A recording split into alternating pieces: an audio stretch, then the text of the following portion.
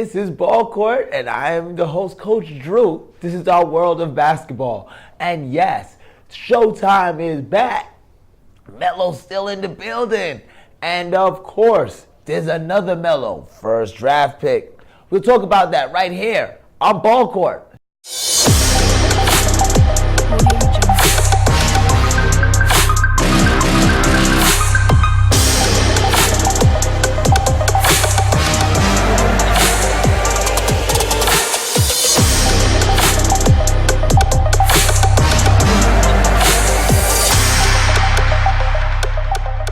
Welcome back to Ballcourt. I am Coach Drew. Yes, this is the world of basketball, and it's been a phenomenal world this week.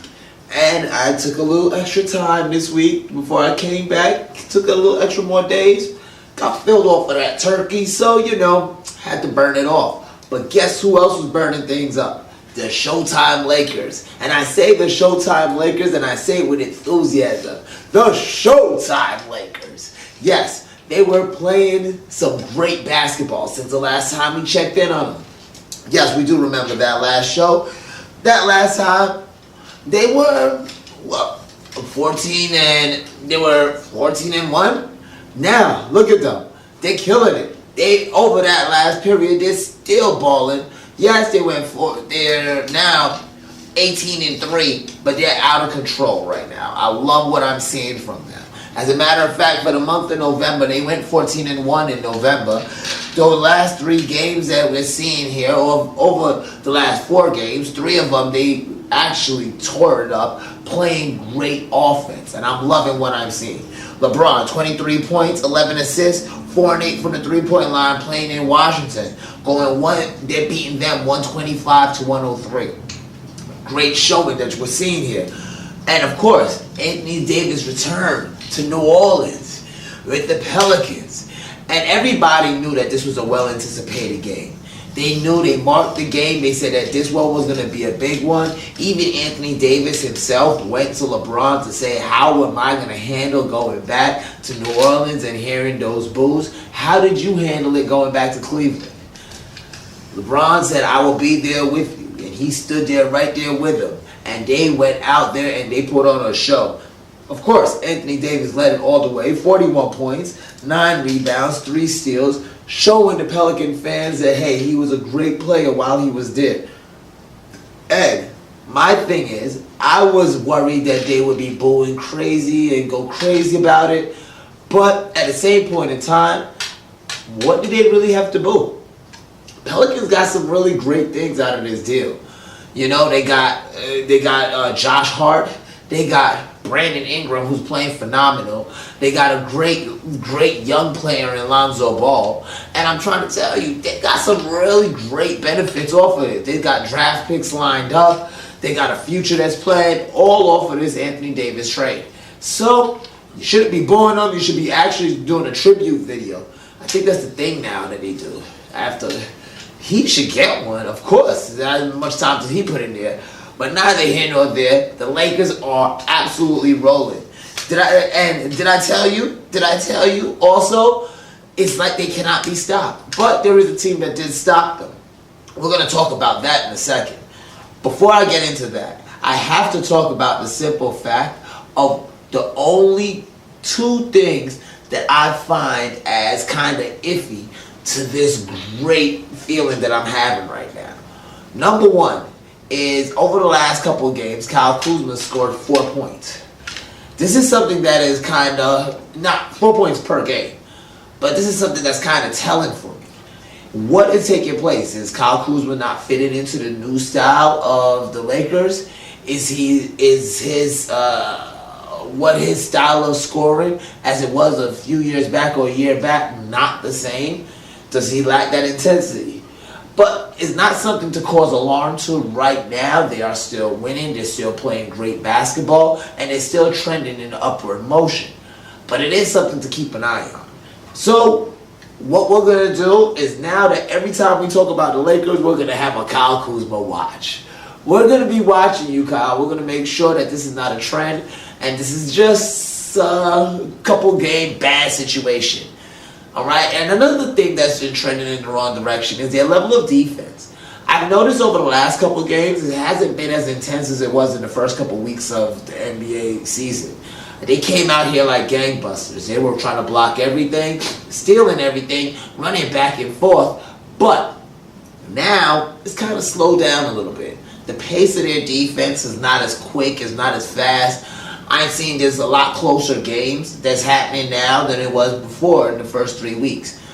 I'm not scared. I'm not worried. As a fan, I understand that these things do happen. But once again, that's something that we want to keep watch on. So I'm going to keep my eyes open for that. But back to that game, that one game that slipped away from them. And I'm not talking about last night. Last night was a great game. And I think Denver really played they played some great basketball. They're one of the best defensive teams in the league right now. And losing to the Lakers, going 105-96, they actually kept the game pretty much in check. LeBron had 25 points, 9 assists, 8 rebounds. But that wasn't the game that I'm talking about. There's one game that got away. Of course, you know the game that got away. The same game that always gets away from an LA team. Luka. Yeah. He's going absolutely insane.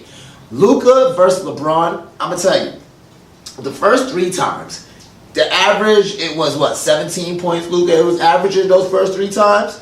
He wasn't a factor. LA actually dominated in those first 3 games with LeBron averaging 32 points. But things change. This time, this matchup was a different matchup. It felt different. It smelled different. You know that Luka just came off a winning player of the month. He just came off a player of the month, and he's been doing some phenomenal things. We've been talking about him dropping the same numbers that LeBron was dropping during the time that he's under 20 years old or under 21 years old. The same kind of numbers. So we're sitting here thinking to ourselves, why, when they match up, it's not like that? But Luka said, hold on. Time out. He said, wait. He said, Taco Tuesday is going to wait this week because I got something. And I said, what do you have, Luka? Luka came out and he played ball. I'm going to tell you, he does what he does. And getting 27 points, 9 rebounds, 10 assists, a double-double against LeBron, against the King. Now, I'm not taking anything away from LeBron. He had 25 points, 8 assists, and 9 rebounds. So he was playing phenomenal basketball in his own right. But Luka, I'm telling you, I think we're running out of nicknames for him. We got Lucky Luka, we got Luka Legend,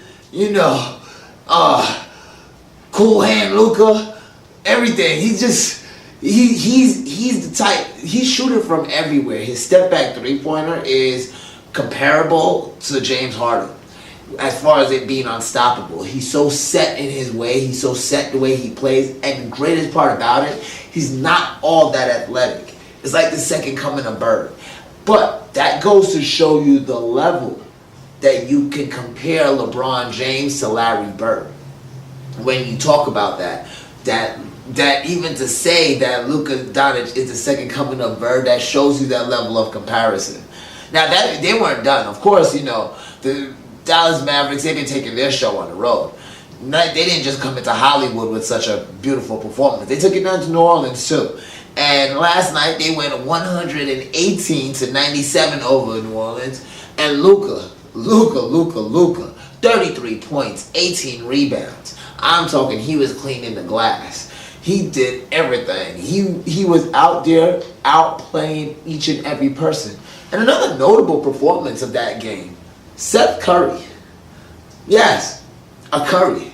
You did not think you was going to hear me talk about a Curry this season. But I did. It happened. Look at that. Seth Curry had 5 3-pointers.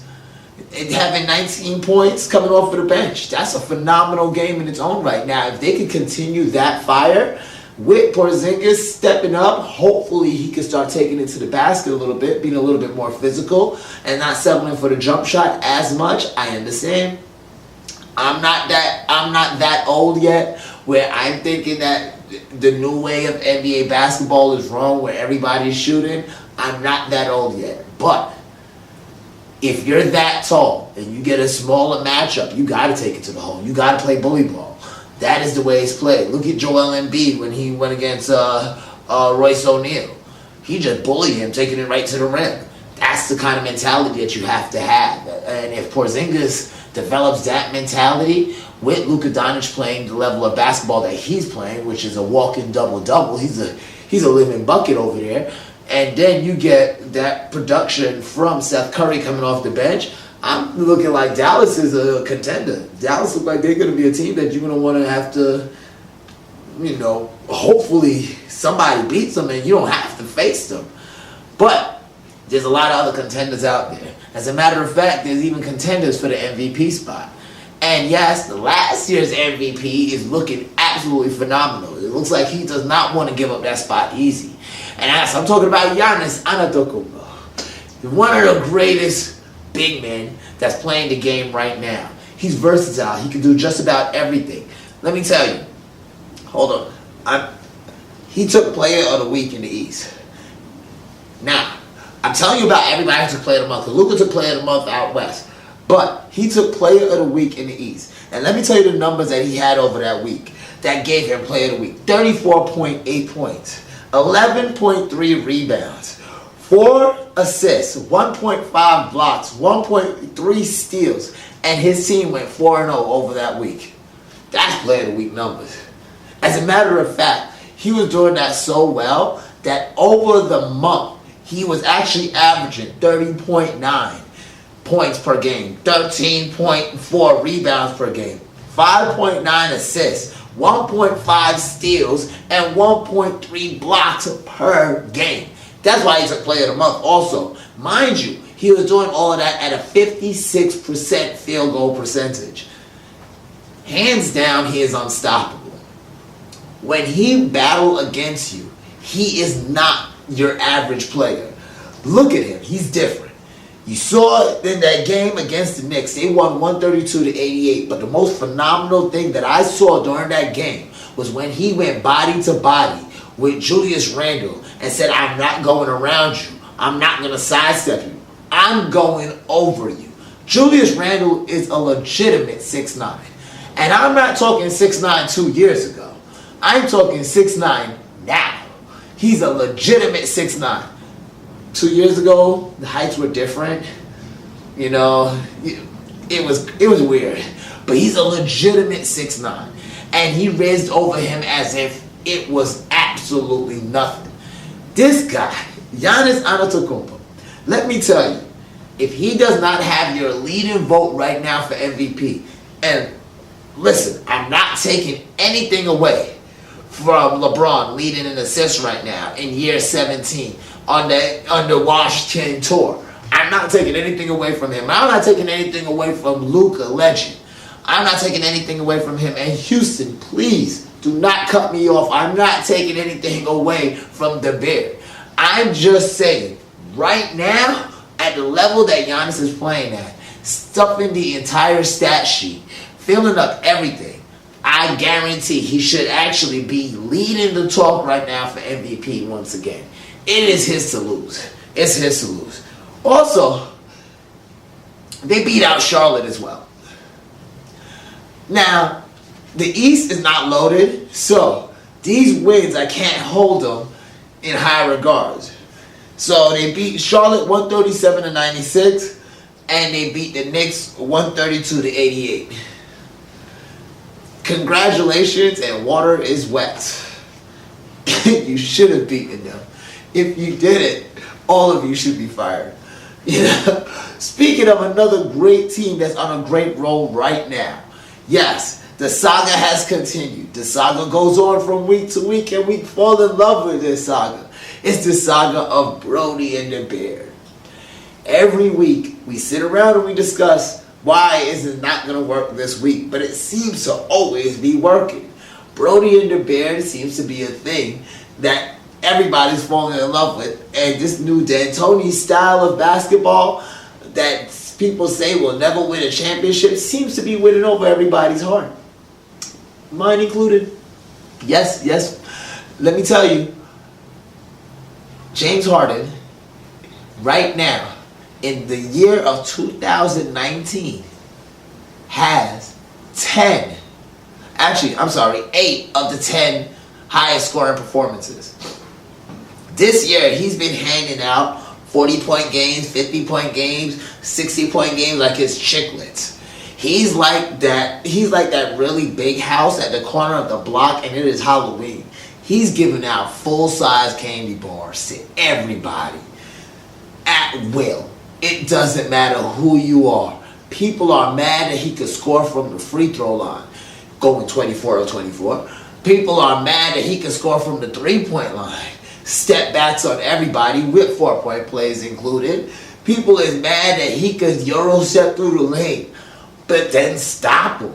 Somebody stop him. And here's the worst part about it. Everybody said that if James Harden plays like this, there is no way Russell Westbrook is going to be able to play at the level that Russell Westbrook used to play at. And yes, I 100% agree. Russell Westbrook was on a pace last year where he was averaging close to a triple-double. He was getting triple-doubles like left and right. This year he has only had one. And look at his stats. He's 21.9 points, 7.1 assists, and 7.8 rebounds. Wow, he fell off big time, huh? Obviously, it's working. This is working. This system is working. Russell Westbrook has been able to morph, as Russell Westbrook always do, into the player that is needed for the team. Think about this. Let's stop and think back. When he first came to OKC or the Seattle Supersonics at that time, the player that he was needed to be was that number 2 player. That player that they can count on as their number 2 when they needed it. Then the number 1 left. So they needed him to not just be the number 1, but be the lightning rod of the team. And he stepped up and he was that. He was always the lightning rod of the team. Anything step plays. Remember, he was the first one to speak up to the media and tell the media, you cannot bring us apart. We are one. We are together. He stepped up as the lightning rod even when you brought in Paul George and people questioned about his injuries and his shoulders. He was the one that was standing up there. So, Russell Westbrook does what Russell Westbrook do. Get the job done. That's what he does.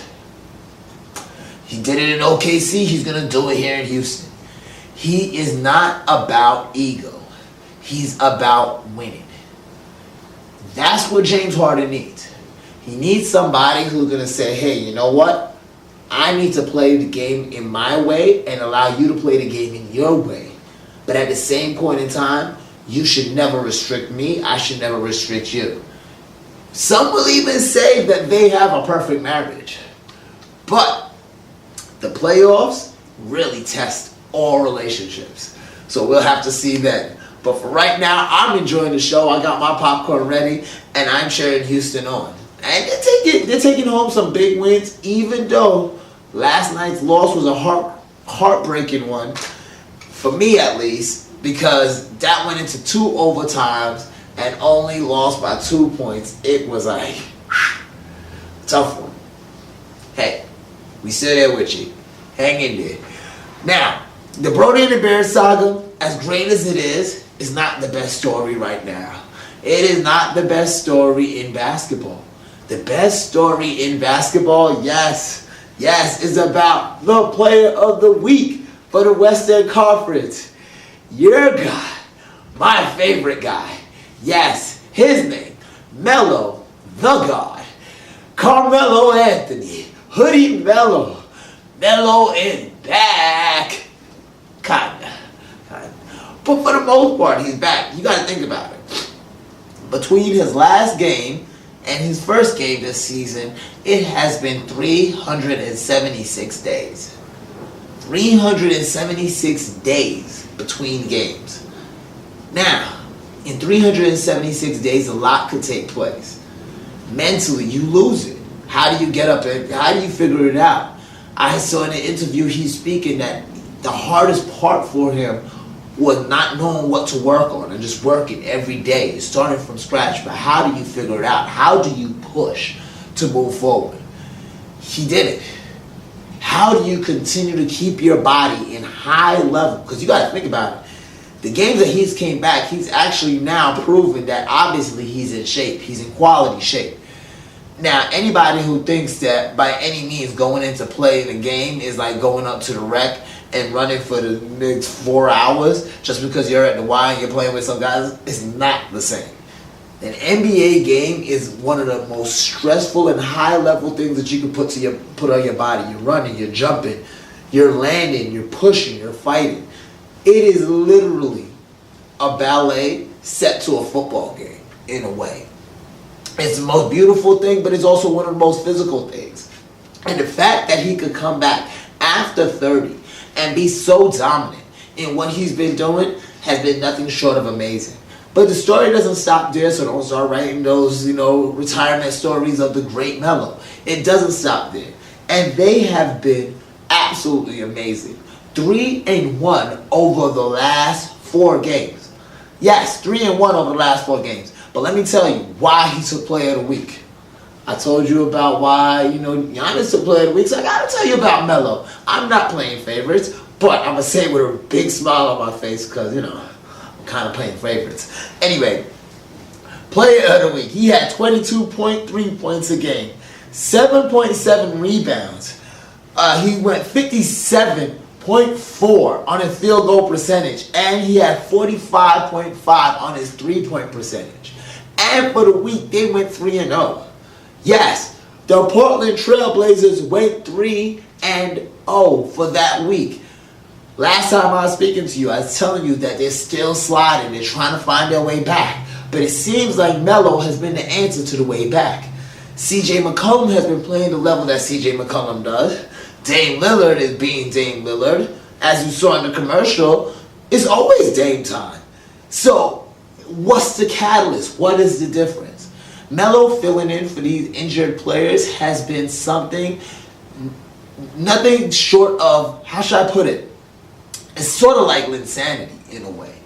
When Jeremy Lin took over the Knicks after a series of injuries and got on there about to be out of the league forever, it is similar to that, but it's on a higher level. The reason being is because the physical nature of basketball means that you have to be in tip-top shape. But the mental nature of basketball means that for 376 days, he had to be ready at the drop of a dime. Mentally, how many of us can go 7 days and be mentally ready every single day? 376. That to me makes him Player of the Week, and he'll always be an MVP in my book. The fact that he came back after his last Player of the Week being March 10th, 2014, and able to do it now again in 2019 has certified him in my mind as a Hall of Famer. And anybody who thinks differently, I apologize for you. You don't love basketball the way I do. Now, we're going to talk about the Cellar Dwellers. Yes, the Cellar Dwellers. Before I go to break, I have to talk about them. I haven't talked about them since our show started. Actually, one of them I did, just to advise you of their demise. But now, we must talk about the bright side. First of all, the Cellar Dwellers, we're talking about the Knicks as well as the Golden State Warriors. Golden State Warriors, I'm going to leave you for last. But actually, you know what? Let me start with you right there. Golden State Warriors. First off, I got to say, there is promise. There is a better team on the horizon. You have hope. A lot of people don't believe in hope nowadays, but I do. I sometimes cry when I sit back and I watch old video of the way y'all celebrated, and you can still smell the champagne in the Cleveland locker room as you spoke about it the year after. I sit back and I watch that video and I tear up a little bit because I know that this will not be this year. You're sitting 4-18, but I am here to provide you that silver lining. I am here to tell you about why you 7 or 8 Warriors fans that are still left in the bandwagon, why you shouldn't all burn your jerseys. And if there's more than 8 of you, please raise your hand so I can see y'all. Anyway, so what you need to do, this is going to be your hope. This is your silver lining right here. Klay Thompson will get better. Steph Curry will get better. And you still will have D'Angelo Russell. Draymond Green, we'll find out that there's a lot more things that he can do now that, Steph and everybody was hurt. And he will get better. The team will one day be as it will be, as it was. Good news is you might have some draft picks that are really looking preferable that's sitting alongside it. So, I'm talking you off the ledge. Please come back inside. It will be okay. It's going to be a couple bumps, but think about it. It could be worse. You could be in the news for being PJ Carlesimo and Latrell Sprewell. The upside. Knicks. You are 4-17. The positive thing is you won 4 games. There is no real upside to that team. You're not battling injury, suspension. I think the issue starts at the top.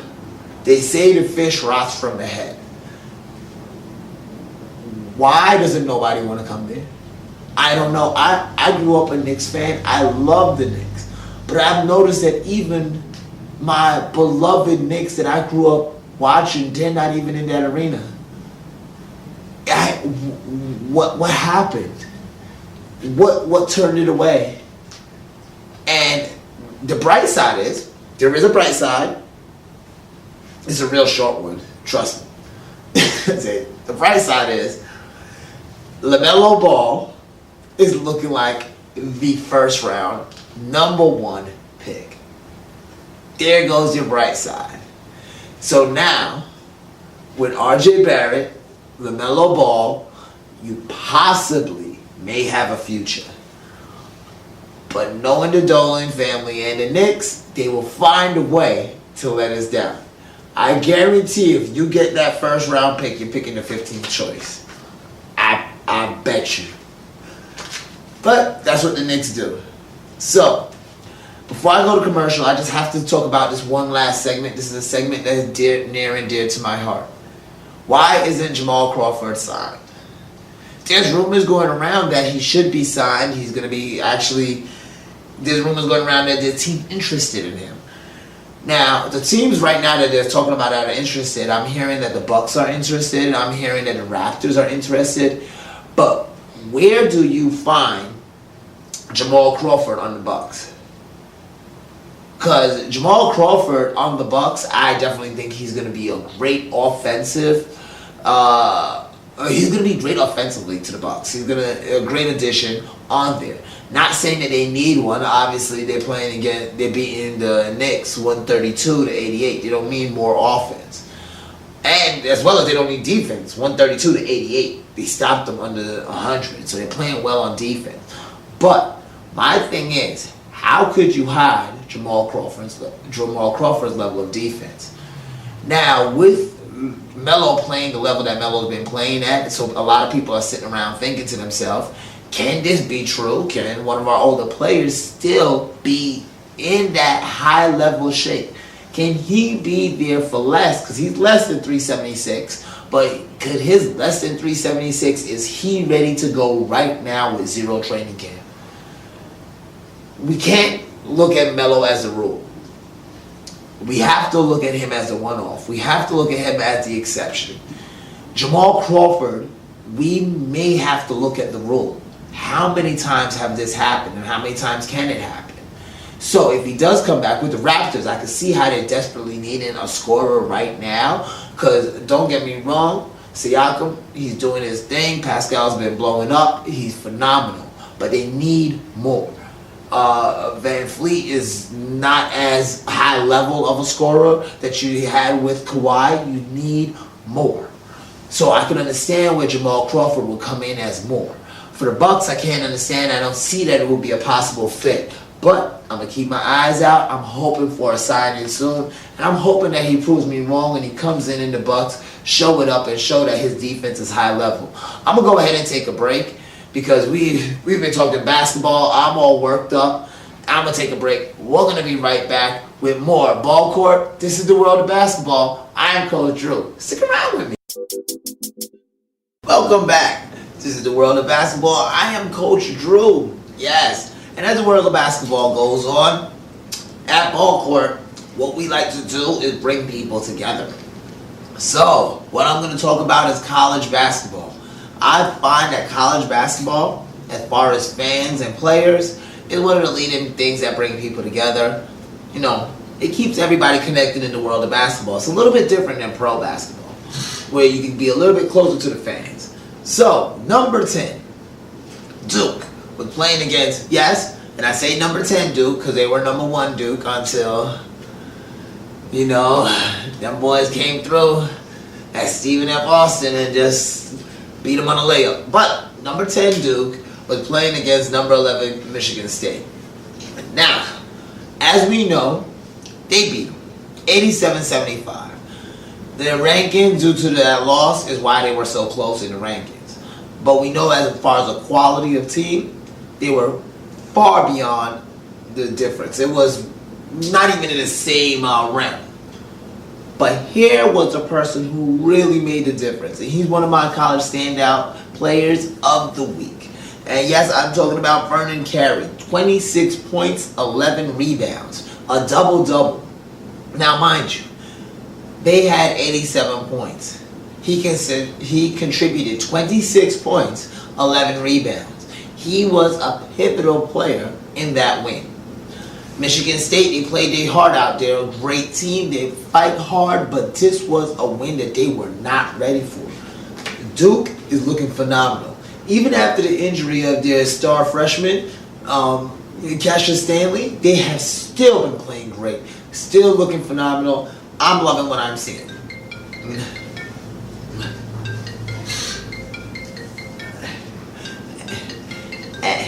All right, next, I want to go ahead and also talk about Indiana University playing Florida State University. Yes, Indiana University 8-0 right now, and that's where they stay. They have improved to 8-0, beating out Florida State, going 80-64 over them. Now you stop and think to yourself, 80-64. Who do they have on their squad? How do they drop 80-64? But let me tell you, his name is Devontae Green. Yes, Danny Green's little brother. 30 points, 6 rebounds. He was balling out of control. He made sure they got that win. As a matter of fact, I know you can do the math. Without his points, they lose by 14. I'm going to tell you, phenomenal player, phenomenal athlete. I am glad that he was doing his thing.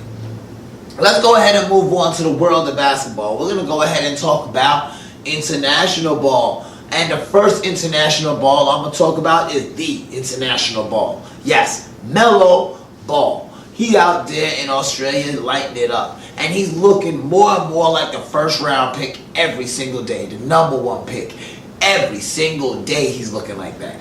And let me tell you, first off, Melo came out last week, the day right after I did the last show. He comes out and drops 32 points, 11 rebounds, 13 assists. Next game after that has 25 points, 12 rebounds, 10 assists. Triple doubles, back-to-back triple doubles. Like he Drake or something. He went back-to-back. I'm telling you, it was absolutely amazing to watch. He put on a show, and now he's projected to be the number 1 pick. And he should be projected to be the number 1 pick right now. Being for the fact that he's shown that not only can he play on a pro level, lock out the noise, and carry a team, he's showing that he could do that amidst everything else that is taking in place, such as his father talking, what his brother's going through in New Orleans with the injury, coming back, and flu, then the injury. With all these things that's going on, he's still able to block out everything and play at a high level. That's what a pro looks like. And that is the reason why he looks like he's about to be that number 1 pick. Now, let me tell you, Australia is not just putting him out as that number one pick. Remember RJ Hampton? Yes, one of the high school's best basketball players. He's over there in New Zealand Breakers looking absolutely beautiful. He looks like the number 5 pick in itself. So, look, you got LaMelo Ball playing against RJ Hampton. Looks like a viable option. These people are the picks that they're coming up to be, and they're showing it out. Now, when you take a look at the standings for the NBL right now, after round 9, Sydney's sitting on top with an 11-1 record. The Sydney Kings, they've been doing their thing. You have Andrew Bogut on there, former NBA champion. He's going to go out there and show out. So they've been playing like these guns blazing. They got nothing to lose. Now, the Warrior Hawks, the New Zealand Breakers, they've fallen a little back. Yes, the Breakers are sitting 3-8. And the Hawks are sitting 3-9. But, as I said before, the 2 youngest, greatest stars in the NBL sits on both of those teams. So, even though they're sitting down there, I'm going to give them the same talk I gave the Warriors. And not the Knicks, but the Warriors. You have hope. You can move on hope. You know that tomorrow will exist due to that hope that you have. And that team is going to be a better team. Sydney, I'm not saying that they're on their way out, but your team is going to be a better team. The Hawks, I'm rooting for you. I know we lost Aaron Brooks. I know that hurt. But you can see LaMelo is trending in a good direction. Hampton is trending in a good direction. The Breakers are going to turn things around. I guarantee. In the next round, we're going to see some key wins, moving them up that board. Now, we're going to go ahead and turn our sights, since it's the world of basketball, we're going to turn to China. I'm going to bring up a name that is going to surprise you. Yes, Linsanity has hit overseas.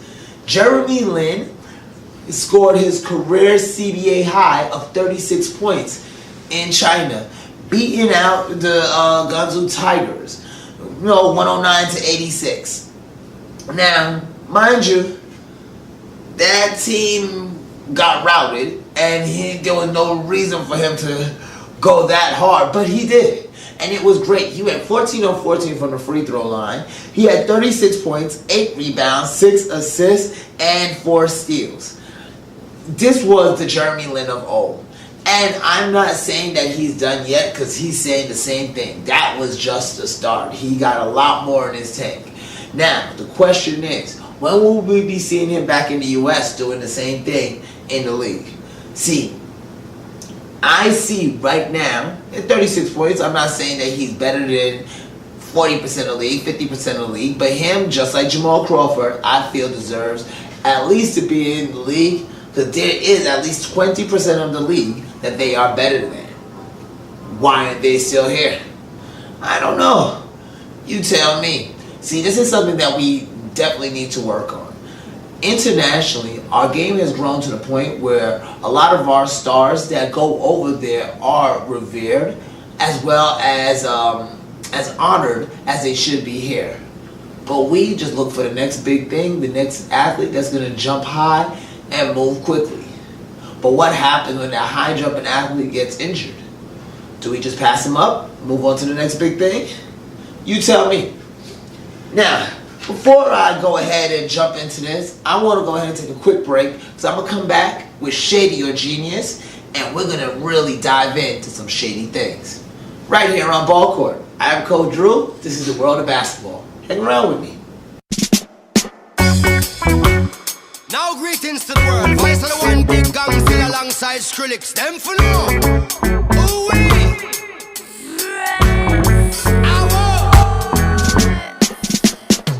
Mash up the place, turn up the bass and make them all have fun. How we ablaze the fire, make it fun. Them we mash up the place, turn up the bass and make some sound, boy run. And we will end your week just like a sun. We mash up the place, turn up the bass and make them all have fun. Skrillex ablaze the fire, make it fun. Them we mash up the place, turn up the bass and make some sound, boy run. And we will end your week just like a sun. Welcome back to Ballcourt. I am Coach Drew, and this is the world of basketball. And yes, for this is so shady, I have to put on glasses. because this is that shady. For the Shady or Genius segment, that's how shady it is. I have to extenuate it, and that's why I had to take off the glasses just like that. Think about this. And I want y'all to take a trip with me. This is our segment, Shady or Genius. You know this is my favorite segment, and this is the reason why we're going to go ahead and bring it to you, and I want you to think about it with me. They say that the G League, the NBA's G League, is the answer to kids, the one and done theory. They say that the NBA G League is going to be a comparable alternative to going to college for a lot of these high school kids instead of trying to go right to the NBA or heading overseas. But according to high school players that are currently being courted by the G League, doesn't seem to be the case. The G League came up with a brilliant idea that what they will do, they will have what is known as select contracts. Yes, 3 to 5 select contracts, and in theory, if you are already rich, this sounds like a great idea. If you are not, I'm going to tell you why it's not. Here it is. Select contracts is they will have 3 to 5 selected athletes that are above the level to be in the G League, that they will receive a salary of $125,000. $125,000. I want everybody to put that into perspective. $125,000. Now, if anybody who's actually been on Facebook over the last, I believe, 2 weeks to 3 weeks, you've seen those posts about how much it costs to live comfortably in different cities. $125,000, you cannot live comfortably in LA. You cannot live comfortably here in Nevada, which is one of the lower parts. It's on that scale. In Florida, it takes at least $146,000 to live comfortably in Florida. So my thing is in the G League, they're paying you $125,000, so you're not even living comfortably to play. And your alternative that you're going to pass up would be go to college, live pretty much the same exact way, below your means, and you get TV coverage. So one day, one person can see you and say, hey, you know what? They play so well, they're going to live above their means. Or you could be on Facebook Watch or an ESPN 3 and ESPN Plus playing games where nobody's seeing you, hoping that one day you're the next Kendrick Nunn and you get pulled up. That is the saddest way to earn $125,000. And the simple fact of the matter that the G League would even propose that shows how out of touch that they are with society. If it was my child, if it was my son, and they have a choice to either play in the G League, play overseas, or play in college, I'm going to go ahead and take the option that's best for them. The G League will not be in the top 3. Out of those 3 options, they still wouldn't be in the top 3. Because as we can clearly see, RJ Hampton is doing very well over in the NBL. One of last year's highest touted high school athletes, doing very well in the NBL and projected to go number 5. LaMelo Ball, who, remember, colleges couldn't touch him. They were like, oh, well, he played in he played overseas. He played in Europe, so he can't play now. He played professionally already. We can't touch him. Lithuania already had a shot at him. We can't touch him. So he went overseas. They're both projected number 1 and number 5. They've got to show what they do on the big stage week after week. As a matter of fact, their coverage was so widespread. Now, mind you, I understand you had the ESPN contract with the ESPN Plus and ESPN 3 that you were showing the G League on, and the Facebook Watch. But look how widespread their coverage was. Viceland.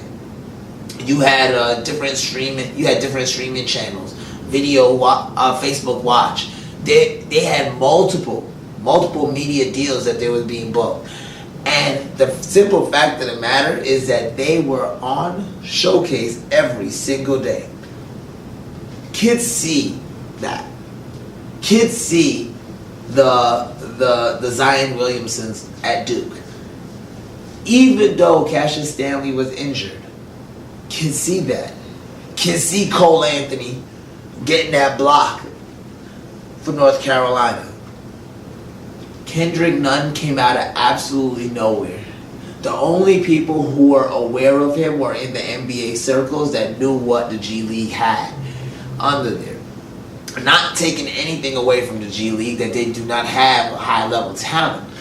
But that is not going to be the place to showcase it. There's other avenues to get into the NBA.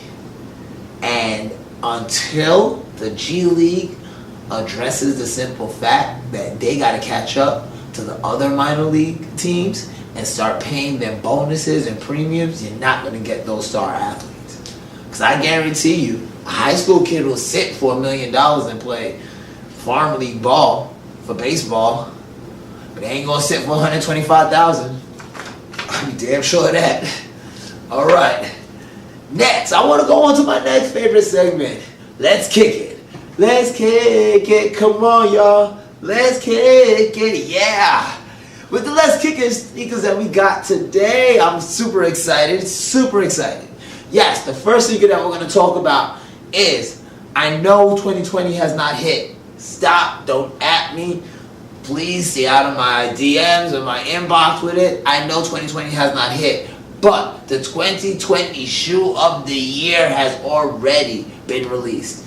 And I'm talking about the Air Dior's. Yes, Jordan has collaborated with Christian Dior to come out with the Air Dior's. This is one of the flyest looking shoes. Look at the color and texture of this shoe. That white and that how should I put it? That's like a soft metallic blue in a way. The way it comes off is absolutely stunning. You see the detail along the swoosh? It makes it for a higher level. And the silver Jumpman right there, you're placing it on a different level of basketball shoe, a different level of shoe, period. I don't think I could wear those Dior's to play basketball in. Those are more just chill shoes, but it is designed after the Jordan 1s, so it does look like it would be a comfortable basketball shoe. I'm more than imagining PJ Tucker should be playing in those shortly. If he doesn't, I don't know what's going on. The next shoe that we're going to talk about is the Cellar. Whoa! Look at these. These are absolutely amazing. I like them. They bring character. I wouldn't wear them out, but they definitely have character for an in-game show. This is definitely something I would walk into a gym and play with. High-level shoe and have that kind of raw feel. And the thing that I like about it the most, look at this sole. That split sole right there. I feel that it just, I would just feel different. I would try and jump higher just so people can see the sole of my shoe. That's why I would rock these. You know, yeah, I was looking at it. I was even seeing posts, people talk about it. If it ain't anti, it ain't nothing. Those right there, I like those. It made me feel like Klay Thompson made the right choice. But then I see his shoe and I'm like, did he? But those Godzillas is nice. I like those. Now, our next shoe that we're going to talk about, because you know that we have to, every week on the show, we have to either talk about a Kyrie shoe or we have to talk about a LeBron shoe. So this week, we're going to be talking about the Kyrie 6 Glow in the Dark. I like these. Now, to be honest with you, due to the fact that I'm a sneakerhead, that would be the sole reason that I would get them. I would probably only wear them one time. I would charge it up, make sure that got that nice light feel, host a party at a skating rink or something, and wear it just to come out in the skating rink, to take them off, to put on my skates. they look fly. But I couldn't see myself playing ball in them in the park, or if it's in a gym, I couldn't see the reason why, because it's glow in the dark. I want people to see that it's glow in the dark. So if I cop it, or most likely when I cop it, it's going to be mainly to go to the movies, do stuff like that where people can look at me like, oh, is this shit glowing in the dark? I say, yeah, yes it is. Yes it is. It kind of is. But I like it. It's a cute sneaker collector shoe. If you're a sneakerhead, that is a shoe that you wanted in your collection, just to say that you have the glow-in-the-dark Kyrie 6. Now, I'm not saying that you want to get all 11 cities of the Kyrie 6. I would get 3 cities and the glow-in-the-dark. The 3 main cities, of course, is going to be Beijing. You definitely got to get the Beijing ones, because those are the red ones, and those look pretty awesome. So if you're a type of person who collects Kyries, if the Kyrie 6, and you don't want to get the whole entire collection, definitely go for the glow-in-the-dark. And the Beijings, those are the must-have of the Kyrie 6. The others you can play around with. The Tokyo you could get. Tokyo, yeah, those will look good, but you can play around with it. Alright? Last but not least, this will be coming out December 21st.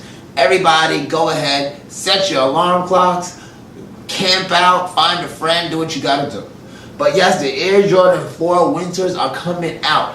And this leather Air Jordan 4s are absolutely amazing. See, the Air Jordan 4, a lot of us know that they got that suede texture on it, and it's not usually made for the winter time. We usually put them up in the winter time. They go back into the box.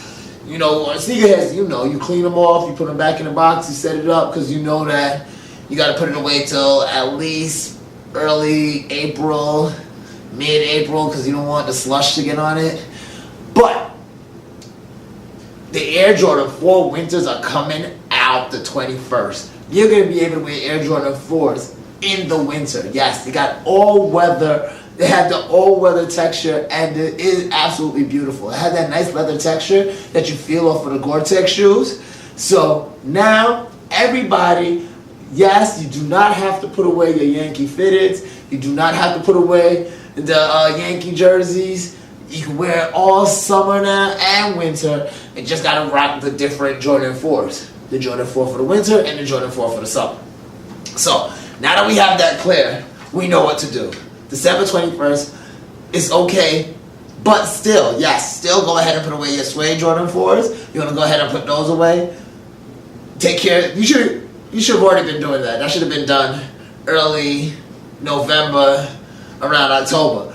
But now you're going to have Jordan 4s for the winter. So, you're welcome. You're welcome. I bought you this. I know what you're saying. You've been waiting for this all your life. I have too. I didn't think I'd live to see the day. But here I am. Look, Mama, I made it. Anyway. That was Let's Kick It. Those are going to be the shoes that we're going to be kicking it with. They're going to be posted to They're going to be posted to our site. You can go ahead and check them out. Check us out, at Ballcourt World, right on Instagram. Or you can check me out at DrewCoach43 as well. But those are going to be Let's Kick It shoes. Last segment, before I go on my rant, because I'm going to go on a quick little rant, but I got to give a shout out to my guy. This is for my, Why You Ball segment. This is my guy, Sharif Cooper. Doing some amazing things out in New Jersey. One of the best ball handlers out there, and one of the best point guards in the nation. I heard that he's committed to Auburn, so I'm really excited about what we're going to see coming out of him. And this is another one. This is another player here where you can't say, I'm going to give you $125,000 to be in the G League. This is a player that you have to see on the big stage. You have to see either playing college ball or playing professional ball. I can't wait to see him at Auburn, but watching him, what he's been doing already in this young season, because the season's just started off in high school, but seeing what he's been doing, it's been absolutely phenomenal. Also, for the YU Ball segment, I also want to go ahead and give a shout out to my daughter's team. The Catawalder Coyotes playing their first game tonight, so they're going to be doing some big things. Shout out to y'all. Y'all go ahead and do what you do. But now, I'm going to go on my little rant. I want to talk about, and this is the one thing that I always want to address. As a coach, parent, as well as a former player, I stopped to think to myself, where does development begin? with our kids, where does development begin? Nowadays, when I go ahead and look at teams where I'm seeing elementary school teams, there's very little things that coaches are looking for as far as, hey, this is what I could do to develop you. They're more looking for what could you bring to their team. I see that in higher levels, even middle school and high school, where they're not looking for that outstanding athlete where they could develop into the outstanding basketball player anymore. It's no longer a teaching situation. It seems to be an ego match. It seems to be that nowadays coaches are so infatuated with winning that teaching has gone by the wayside. I remember coming up playing, and I had a coach who actually sat me down and taught me the game. He taught me why the 2-3 defense is valuable, even though I always thought the 3-2 was better. He taught me why it is good to utilize different ways, different looks, why it is good to focus on the details. Now, without that coach in my life, I don't think I would have been able to play basketball for as long as I have, nor coach basketball for that matter. But now I see a lot of kids, and being for the fact I'm a skills trainer also, it doesn't bother me because it keeps me employed. But I see a lot of kids not understanding the simple fundamentals of basketball. They sweep them up just because they have a little bit of athleticism, and they'll turn around and teach them one or two things, and they say, hey, you're now a basketball player. And from one coach to another, they'll just grab them and take what they can from them without giving them anything. Now, I find that to be a very unfair exchange. If you have a child that is looking to learn the game, as a coach, as a person who played the game, and as a person who's looking to give knowledge to a child, give them what they're looking for, and that is development. We have to learn to put winning on the backside. Winning will come with development, but as coaches, as parents, and as adults, we have to be able to lead the children to be developed as athletes, as people, and as players. But that was my little rant for right now. I do want to thank you for sitting around and listening with us at Ballcourt and watching. And if you have not subscribed to iHeartRadio and the Ballcourt channel, I suggest you do. Now, also, I want you to go out and grab Tiki Live. Go to Tiki Live, check out CWN. They got their sports on there, and we're also on Tiki Live Radio. Yes, CWN Sports is there too. We are everywhere. We're growing. Join the movement. Check out my sister show, Fusion Sports. They're doing some big things. Shout out to Zary Manning. Check out The Blitz. And please, I need y'all to wake up a little early. Check out Sean Harden. He's doing his thing. They're funny. They're killing it over there. And, of course, keep on hanging out with me. Tune in every week. And this week, I'm actually going to have a short week, so I'm coming back with some more content. I'm Coach Drew. This is Ballcourt. This is the world of basketball, and we're on CWN Sports. Have a great one. I'll see you next time.